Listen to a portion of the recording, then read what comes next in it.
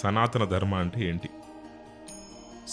సనాతన ధర్మాన్ని కేవలం రాజకీయాలకేనా, లేకపోతే నిజ జీవితంలో సాధారణ ప్రజలకి అర్థమయ్యే రకంగా సనాతన ధర్మం అంటే ఏం చెప్తారు? బికాస్ సనాతన ధర్మాన్ని గూగుల్లో సెర్చ్ చేస్తే స్టాలిన్ మాట్లాడింది, పవన్ కళ్యాణ్ మాట్లాడింది, కేసీఆర్ మాట్లాడింది, వాట్ ఎవర్ పొలిటీషియన్స్ మాట్లాడింది, నాయకులు మాట్లాడింది మాత్రం విజువల్స్ బయటకు వస్తున్నాయి. అవును. సో బికాస్ ట్రెండింగ్ అవ్వడము ఈ మధ్య స్టార్ట్ అయింది. కానీ సనాతనము అంటే ఎవర్ ఎగ్జిస్టెంట్, ఆల్వేస్ రైట్.